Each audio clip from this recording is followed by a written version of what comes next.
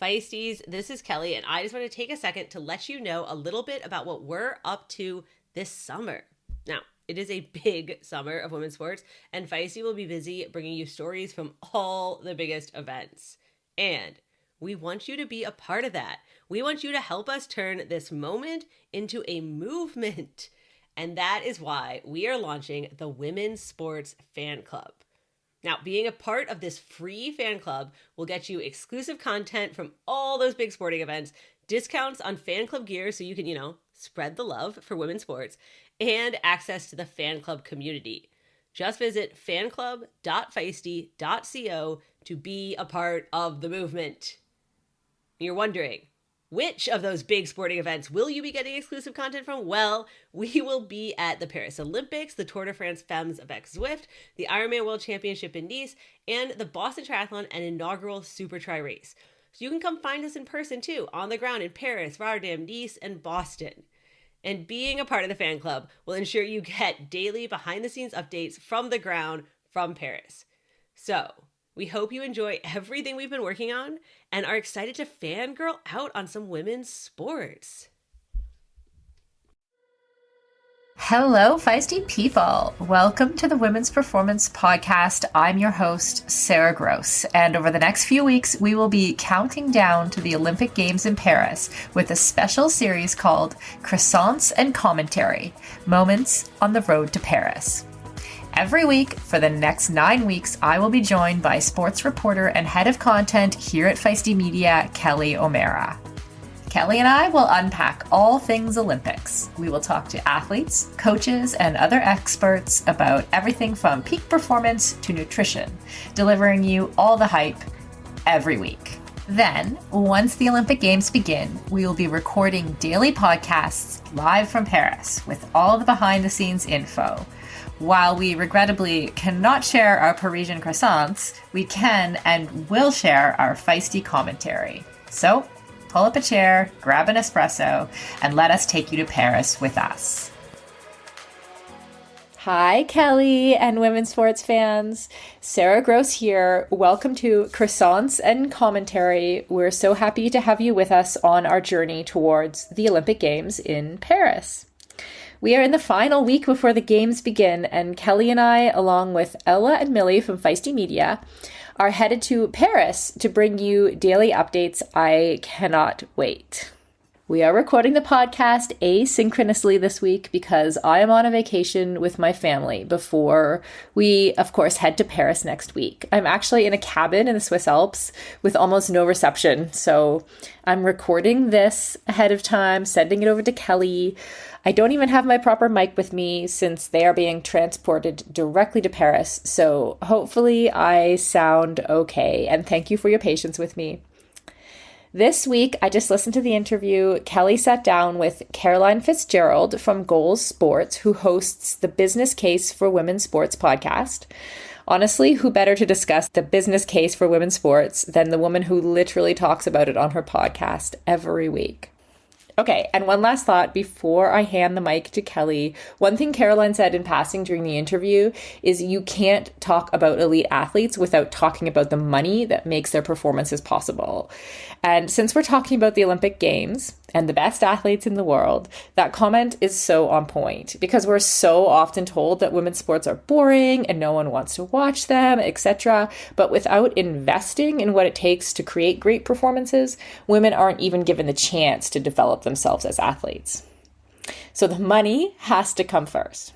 Okay, so that's probably enough from me. I'm handing the podcast over to Kelly. I'm excited to hear from Caroline about all things money in sports. And next week, we will be in Paris sending all the updates daily via podcast and newsletters. So make sure you're subscribed to this feed and to the Feist newsletter.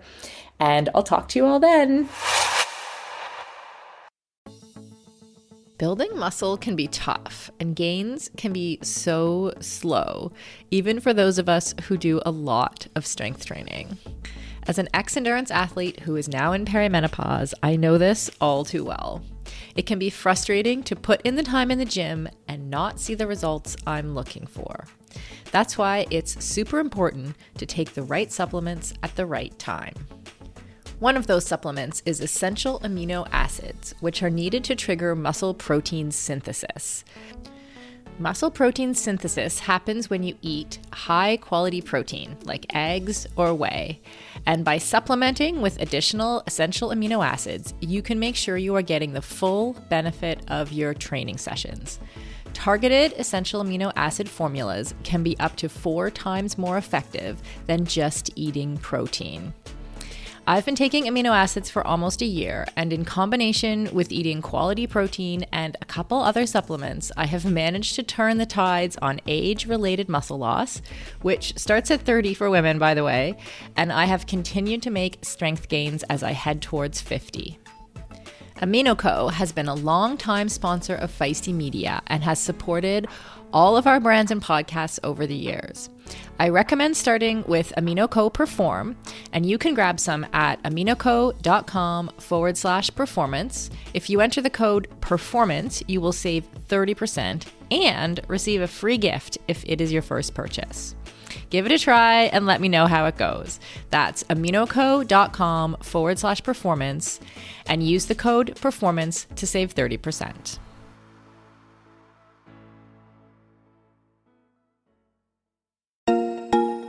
As a lifelong runner and triathlete turned CrossFitter, I am stoked to announce that the athletic eyewear brand Tifosi Optics has joined us as a partner here at Feisty Media.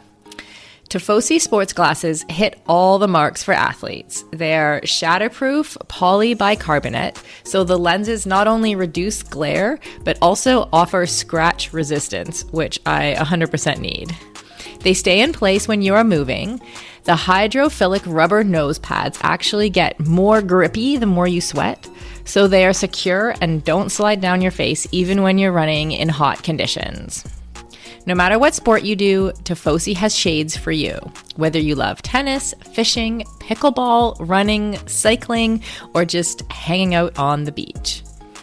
They are super reasonably priced, which I love, so I can have multiple pairs that go with any outfit. And of course, Feisty listeners get a special discount. So head on over to tifosioptics.com and use the code FM20 to get 20% off your order.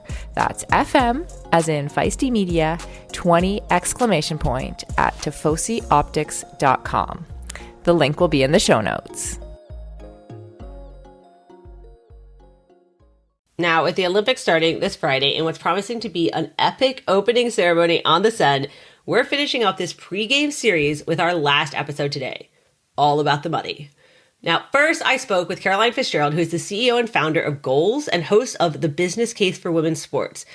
And I reached out to Caroline because she always has the best numbers and stats and evidence at the ready to show just how much women's sports is growing, but also where there still is this huge opportunity missing, like where there's this market hole. She always knows how to articulate all those things that I think we're increasingly recognizing on a large scale level, right? That like female athletes aren't paid less because people don't watch them.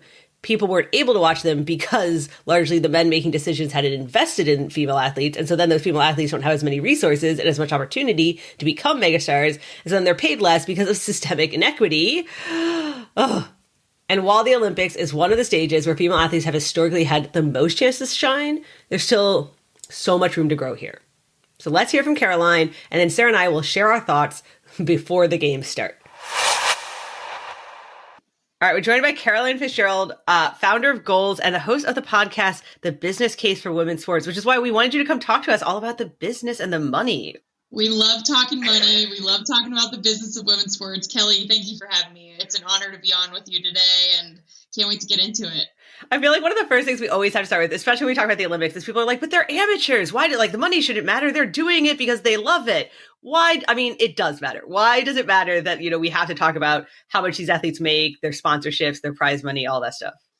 Absolutely. I think this comes up a lot with women's sports too, where it's like, we should just be okay accepting, I don't know, the glory, and it should just be enough to be able to compete. But that's not enough. Men in sports have never had to make that sacrifice. I don't understand why those things can't exist together, being compensated appropriately for your profession and loving what what you do. It's probably easier to love what you do when you're making money doing that thing. So I think, yeah, it's just really important for a lot of reasons. I think, I talked about it being easier to love, but I also think it's easier to perform at a higher level when you don't have the stresses of having to work multiple other jobs or focus on other things. If you're able to just focus solely on your craft of being an athlete, you're going to be able to perform better because you're going to be able to put all of your energy into your training, your recovery, your nutrition, etc. So, I don't think you can talk about elite performance in sport without talking about the resources that are necessary to make that possible. Sure. And sometimes obviously we get like, I don't know, sidetracks, or we're looking at, the top paid athletes in the world. They're making millions. But there's also the other end of the spectrum when we talk about Olympic athletes who are like having to work 3 other jobs and like don't have the funding and just need the money to get by. 100%. Yeah. And, I feel like we hear names in the Olympics a lot, like the big names, like Simone Biles or Katie Ledecky. Right. And these are athletes that are earning millions of dollars with endorsement deals. But that's not the case for the other, 11,000 athletes. That they're kind of the exception, not the rule. So I think it's important to have these conversations to make people aware of some of these pay gaps that exist still at the highest level of sport. And can we quantify those pay gaps? Obviously, when there's prize money, it's very clear, right? Like we know the Tour de France pays more than the Tour de France Femmes, right? Like we know that because it's public. But is there a way to quantify, sponsorship deals or all these other things that go into how much athletes earn? It's tricky. It really is, because this knowledge isn't out there publicly around endorsement deals. We do know that there is equal pay for, we'll say, Team USA. We'll use USA example. That's really the position I'm coming from with my knowledge on all of this. We even have a law in the United States, the Equal Pay for Team USA Act, that was signed in 2023 by President Biden. And it says that all athletes representing the U.S. in global athletic competitions are to receive equal compensation and benefits in their sport regardless of their gender. And that means medical care, travel, expenses, etc. So that applies to all 50 of the NGBs that exist in the United States. And it, of course, applies to the Olympics and the Paralympic Games as well. As far as, I feel like people don't know these numbers, but we do have equal prize money when it comes to winning Olympic medals and Paralympic medals. So gold medals are $37,500. Silver medalists get $22,500, and bronze medalists get $15,000. So that's what U.S. Olympic athletes and Paralympic athletes get whenever they hit the podium. It's actually lower than a lot of other countries. It's higher than some, but I think it's important to keep that in perspective. So we do know when it comes to getting a podium place at the Olympic or Paralympic Games, we do have equal pay. But that's not the full picture when we talk about paying athletes and Paralympic and Olympic athletes. It does come into play with sponsorship deals. And, I think when we zoom out a little bit, that's when we're talking about pay in sport in general and how media coverage is directly tied to how much athletes are able to be paid for their work and their labor. And we know in the United States, women's sports get just 15%, if that, of media coverage, probably around 5% of linear and TV coverage. So if we can't put women's sports on TV, if we can't make women's sports accessible, we're not going to get the same kind of investment from brands. We're not going to have those media rights dollars that are coming in. The money's just not going to flow in at the same rate that it flows into men's sports. So again, we don't know these exact dollars, but we know that for a lot of these athletes competing in Paris, they haven't had the opportunity to be exposed to fans. They don't have the opportunity to be out there to build their brand in the same way that male athletes and men in sports have been able to. So it all kind of plays together. We really do have a long way to go when it comes to equal pay in sport in general. I mean, this is the example that's being talked about a lot right now. Caitlin Clark's starting salary in the WNBA is $76,000. For reference, LeBron James's starting salary in the NBA was over $4 million. So, when we look at the pay gaps that exist in professional sports in the United States, they are vast. And I think a lot of that comes back to media coverage. Sure. I know, my joke is always, why did you think Brittany Griner went to Russia? Like, because she wasn't getting paid, right? But we have that example. We have a few other examples.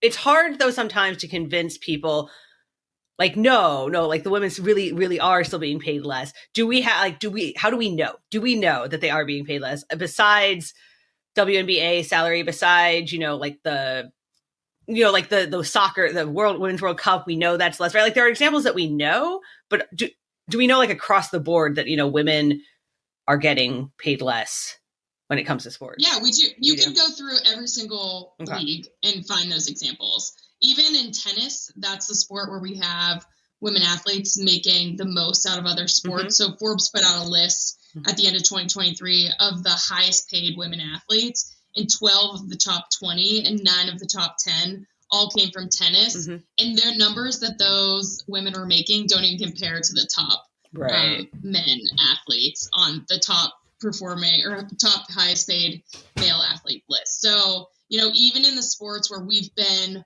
fighting for equal pay for more than 50 years, big shout out to Billie Jean King and all her efforts, we still are not making the same as our male counterparts. So, again, it's just those examples are every place in sports. So we do know that.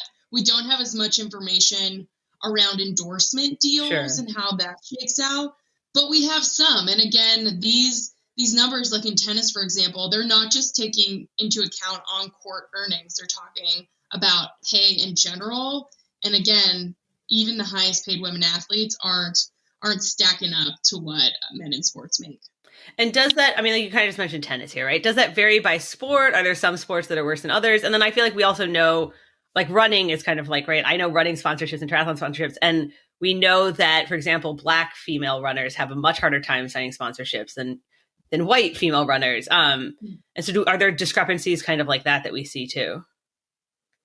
That's a good question. I think it is very dependent on sport. We see different examples in different sports of women making more than they would in a different sport. I think a lot of it also comes down to like what opportunities are available. So there's a lot of professional women's sports women's sports that don't even have like professional opportunities. So until recently, we didn't have pro women's softball. We didn't have pro women's lacrosse. We didn't have pro women's volleyball. We have a new professional women's hockey league. So these opportunities for women to play at the highest levels in their sports beyond college just didn't exist. So, I just think these examples, it is definitely sport dependent. It kind of depends on how developed the sports are. Again, tennis has been around a lot longer. We've been having leaders like Billie Jean King and Venus Williams working for equal pay in those sports for a long time. We're starting to see it with soccer and everything that Megan Rapinoe and the U.S. Women's National Team has done to fight for equal pay there. And now we're starting to see more pay coming into soccer in general. So, I just think women's sports in general is still very much in its infancy. I think people need to remember that. We haven't had the same opportunities, haven't been around as long as men's sports. So it's all just developing all the time. And I'm sure you get this all the time, and I want you to give our listeners, I'm sure they do this too, when they're like uncles, like, well, sure, I'm all for women's sports, but people just don't want to watch it. They'd get paid more if more people watched it. It's just capitalism. What is your, you get it all the time. We do, we get it. It's constant. I feel like it's stopping a little bit though, because we have these examples now that are all kind of around, if you build it, they will come. So if you make women's sports accessible, people will watch. And we have big examples that people can't even shake their finger at. So we'll talk about women's March Madness. Right. Almost 19 million people tuned in to watch the championship game this year. That was almost 4 million more than watched the men's championship game. It's the first time in history that women outperformed the men. You cannot hear 19 million people versus 15 million people and be like, oh, no one cares about women's sports. Clearly they do. So that's just one example. We're seeing these examples pop up all the time. 90,000 people showing up to watch a women's volleyball game. I love this example from the NWSL and Ally. Back in 2022, the NWSL Championship was supposed to be played at noon in the afternoon. And Ally, who was and is a sponsor of the league, they wanted to help position the championship game better and increase their media investment to get a primetime 8 p.m. spot for the NWSL Championship game. And it became the most viewed game in NWSL history. So I just like that example that if you make women's sports accessible, people will watch. We're seeing it all the time now with women's sports, going into bigger stadiums across the globe, going into bigger arenas to play. And when women's sports do that, it's not shocking that they sell more tickets. When we're on TV, more people watch. So, again, we just, in these recent years where we have started making women's sports more accessible, we now have these case studies that we can point to that show that people do care about women's sports. So people do say it, but they have absolutely no proof to back that up anymore. So it's just kind of, they're empty words at this point that, we try not to take to heart because we know the truth. And I mean, you were kind of mentioning there, like when they build it, they come, and there's the investment. Has there also been a discrepancy in investment in women's sports? Like we were talking about the discrepancy in prize money, but how on the other end, like in the building it up, how has the money been less for building women's leagues and teams and development and all that? Yeah, there's the gaps in professional sports. The gender gaps are everywhere. They're across every single aspect of the industry. When we focus on a lot here at Goals is the sponsorship gap. Women's sports across the globe receive just 1% of total sponsorship dollars. That means 99% of brand investment in the sports space goes to men's sports. And sponsorship is one of the biggest ways that we are able to commercially monetize sports. So if that's one of the number one ways that we make money and we're only getting 1% of brand dollars that are coming in, that's not a lot of revenue to work with to build out the infrastructure. So I think that is something that we really need to work on. It's starting to change. We're starting to see more brands express interest in investing in women's sports, but we haven't yet seen the shift of the dollars in the way that we'd like to.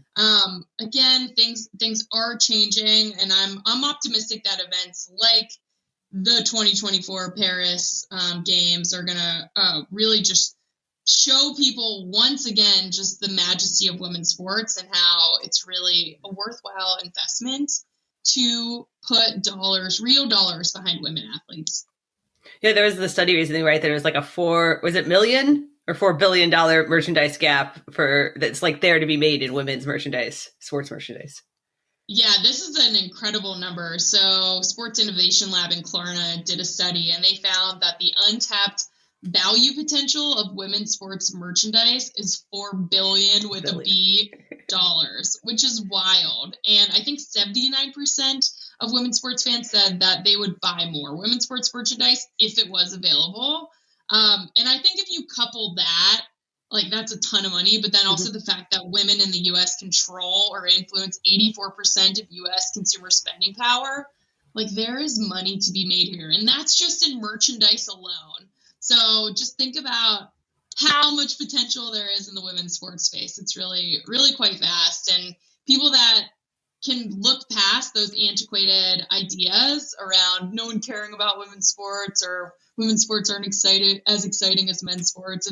If people can get past that, we'll call it ingrained sexism, there's real money to be made here. And it's also just incredible. Like women athletes are amazing. I dare somebody to watch women's sports and not love it. I mean, it's absolutely remarkable. So there are certainly a lot of gaps that exist, but I remain really optimistic about the future of women's sports. When you look at, because obviously you spend a lot of time working on sponsorship, and when you look at the business opportunity, is there a spot that you're like, this is the business opportunity I would, because I'm seeing, investment, like you said, in volleyball leagues, in track leagues, in new like women's soccer stadiums. Is there a spot that you're like, this is where I would put all my money if I had billions of dollars? I would sponsor as many women's sports teams, leagues, athletes as possible, because we have all this data now that shows that the return on investment for sponsors of women's sports versus men's sports is greater. in that when a brand does sponsorship work with a woman athlete or a women's sports team or league, like it just leads to increased brand affinity, increased purchases.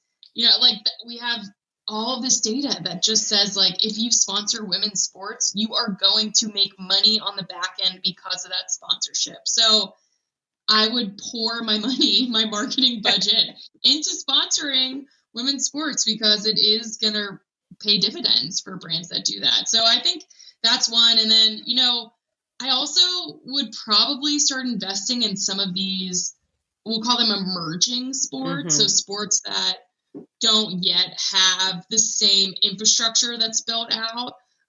Newer sports to the scene, like these volleyball, softball, lacrosse.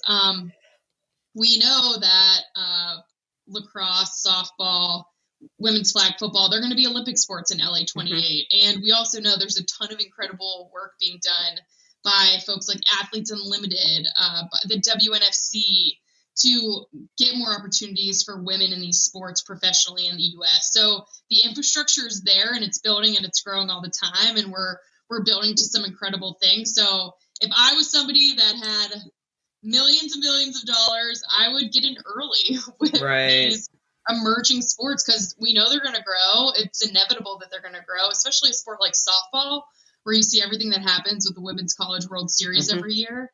And now we're going to have another professional women's softball league from Athletes Unlimited in the U.S., and it's going to be an Olympic sport in 28. Like, come on, it's coming. So that might be, if I had to pick one sport, that might be one that I would invest big in at this moment. Okay, interesting. I mean, you've kind of said obviously a lot is changing, and I think even people who aren't like deep in the weeds like you are probably realize a lot has been changing. What still needs to change? Oh my gosh, everything. There's room to grow.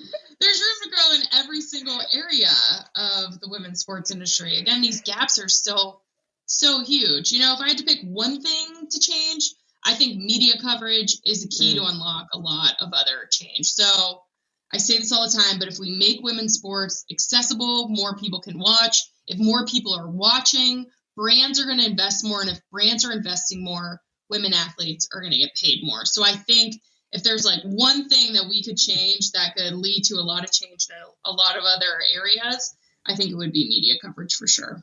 Yeah, that's my joke about the whole Caitlin Clark thing. Like, the only thing that really changed is they put it on TV and they invested in like marketing it. That's what changed. I mean, I talk about this, and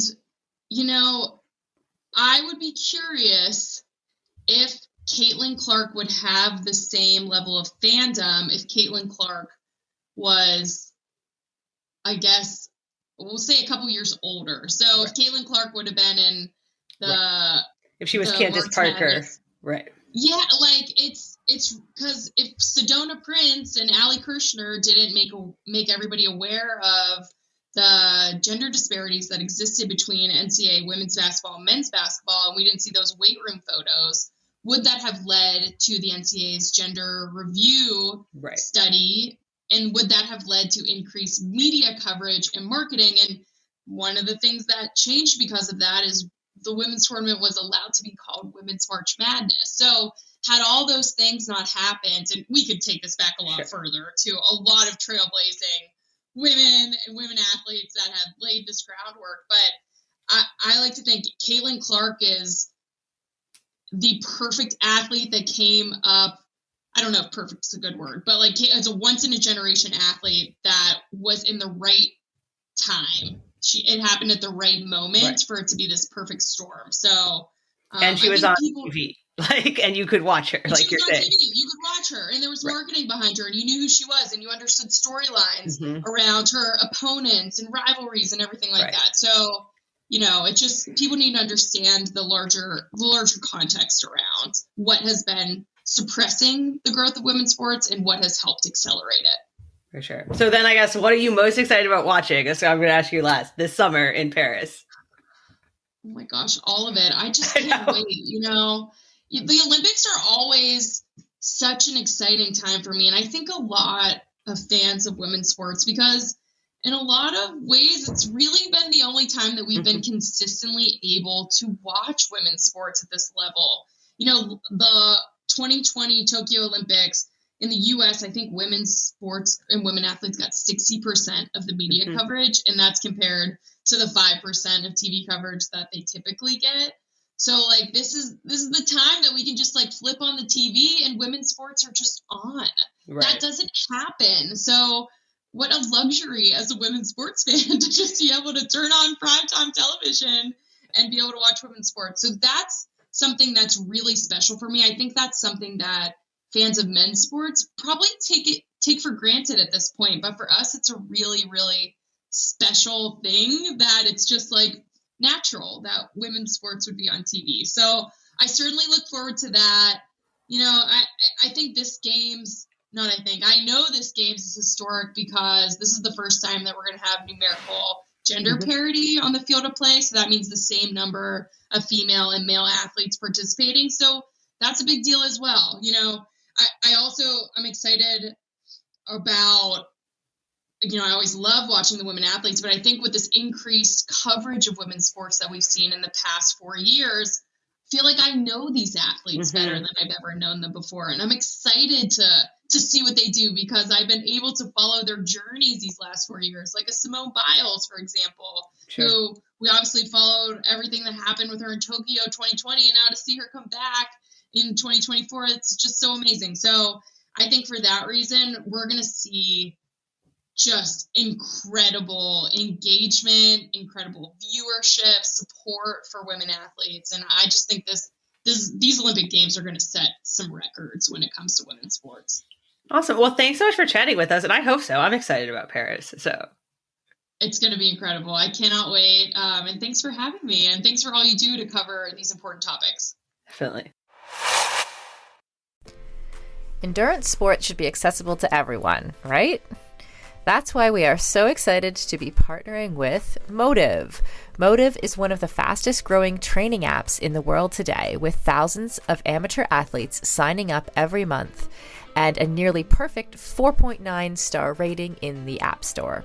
You are not a template, and your training plan should not be either.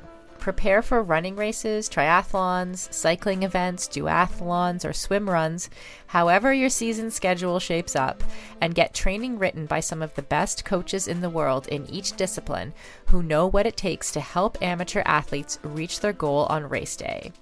The app takes the training written by those experts and then creates the most optimal training plan for your schedule, abilities, and goals. Plus, the training is fully customized to your race schedule, how much you can train each week, your current abilities, and the goals you want to achieve in your race. You can use the app for free as long as you want, or get all the upgraded features from the app for just $19.99 a month. But as a Feisty listener, you can sign up at mymotive.com and use the code Feisty for 2 months of full premium access. That's right, you get 2 months of premium for free. So you quite literally have nothing to lose. So head over to mymotive.com, mymotiv.com, and use the code Feisty, Feisty. And on a personal note, I know the founder of Motive, and he is driven to make triathlon and all endurance sports more accessible for the athletes who care about their performance, but who aren't quite ready for a full-time personal coach. If that sounds like you, definitely try the app for 2 months for free. You literally have nothing to lose.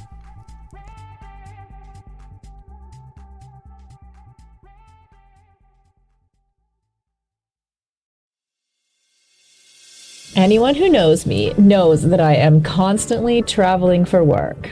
It's a bit chaotic, to be honest. I often find myself out of my usual routine, and the more quality sleep I can get on the road, the better I feel. You may have heard me talk about the impact of Pillar Triple Magnesium on my sleep quality. Now I can manage my bedtime routine while I'm on the go. Pillar's new travel packs are super convenient and come with a 2-week supply. I get to take my nighttime dose of magnesium no matter where I am. For me, This means staying consistent in my sleep routine and benefiting from higher HRV, increased restorative sleep, and a fresh mind and legs each morning. To give the new travel packs a try, use the code Feisty for 15% off first purchases at pillarperformance.shop or thefeed.com for North American listeners. As always, the links will be in the show notes.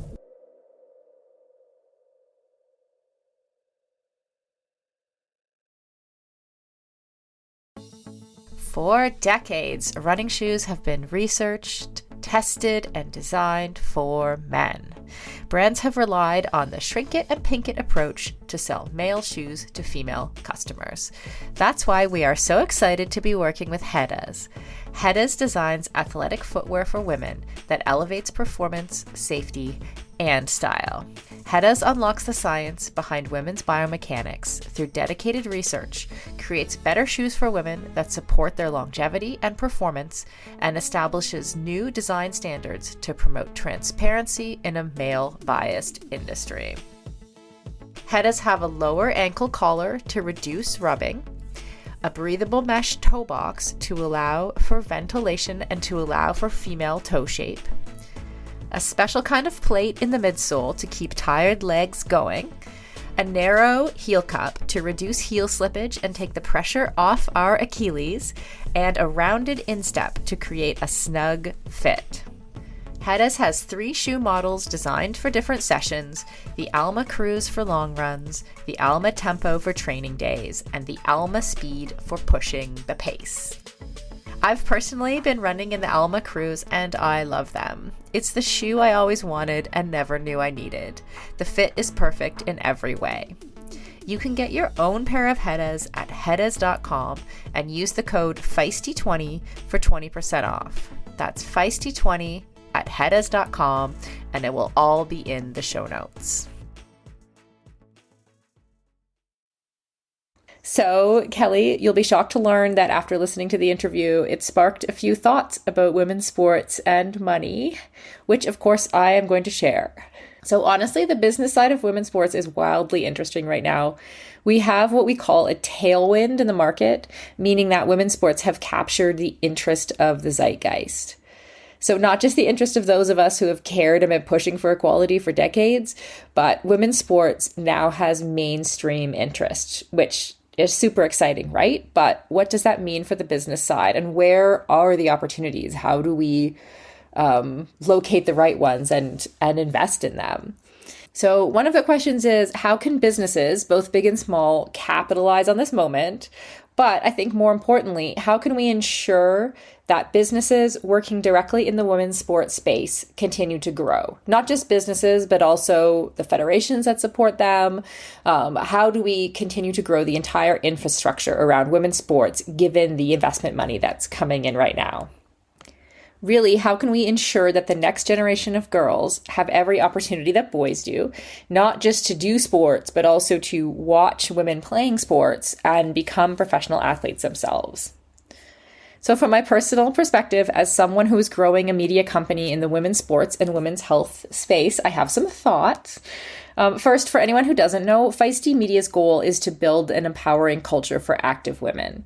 So we have 6 podcasts, 2 weekly newsletters, 3 online courses, and 4 active Instagram communities.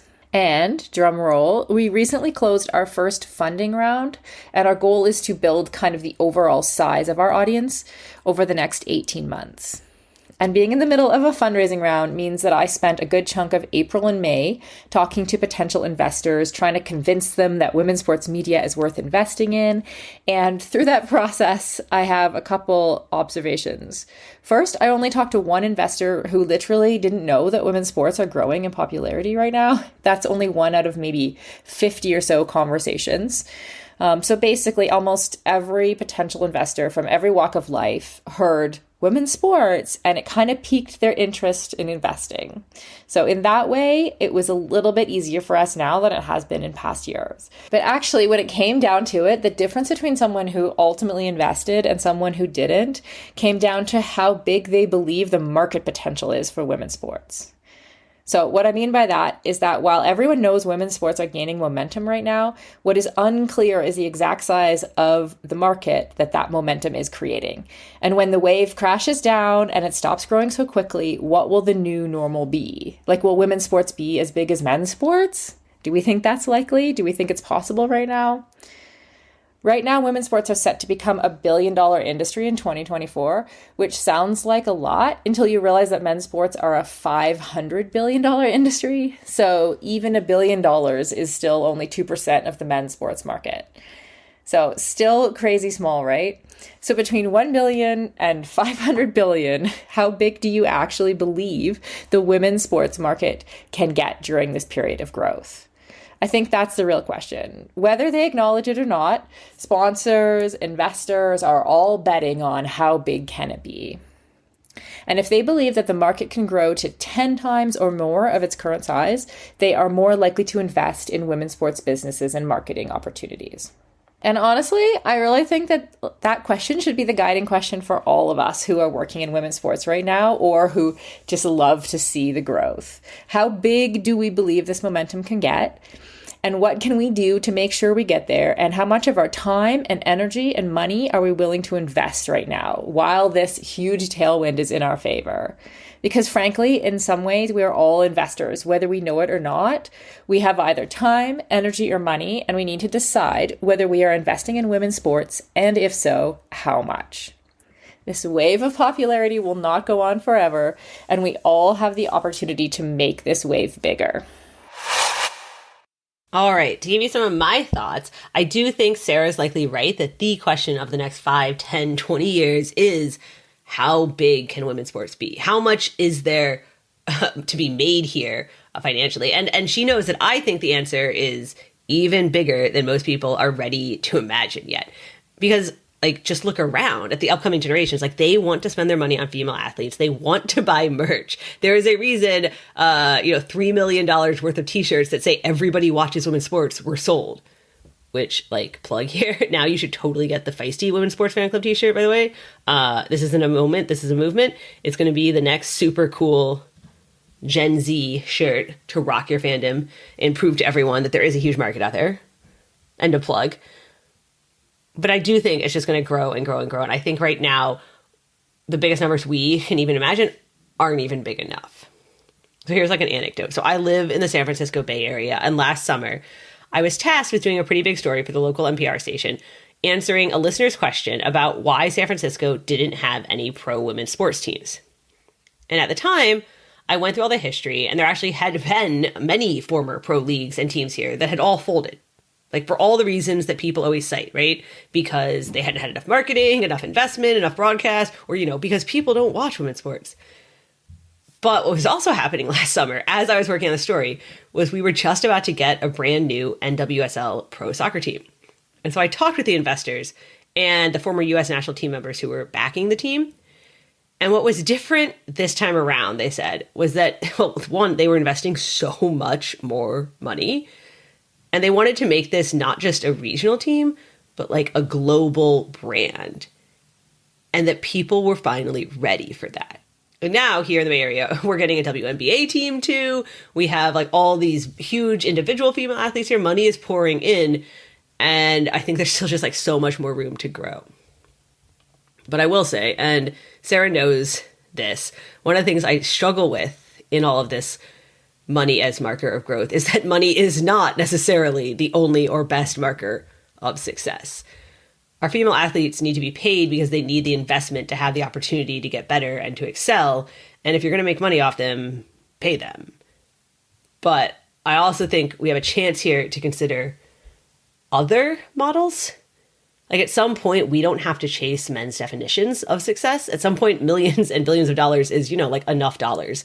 And maybe our leagues can choose to reinvest into development instead, or advocacy, or fund community programs, or maternity.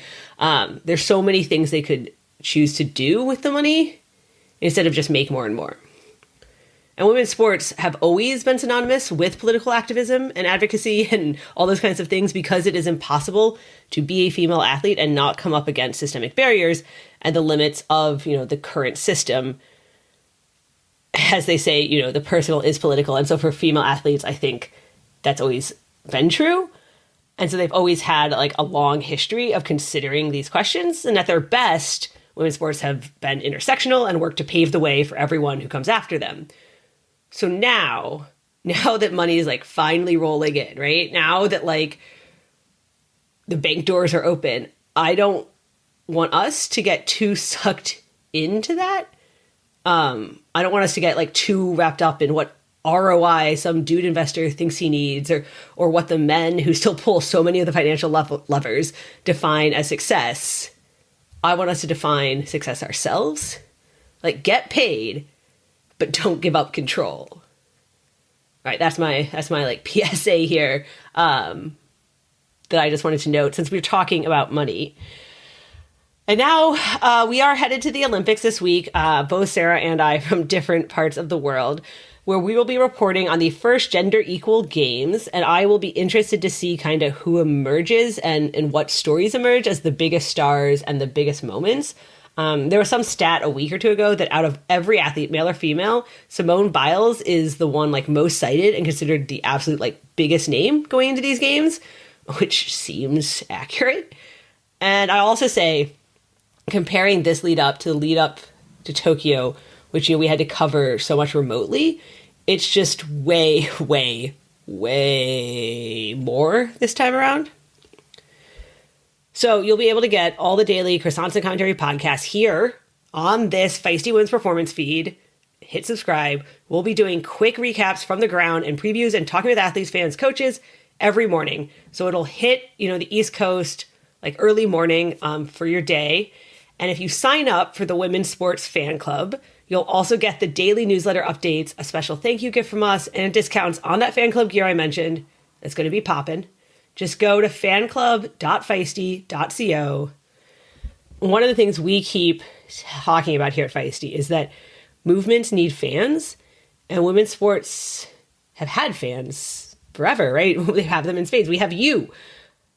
Now, all of these fans, you need to all come together so that we can turn this moment, this inflection point, this tailwind into a movement that just gets bigger and bigger and bigger until they can't take it away from us and until they can't stop us, right?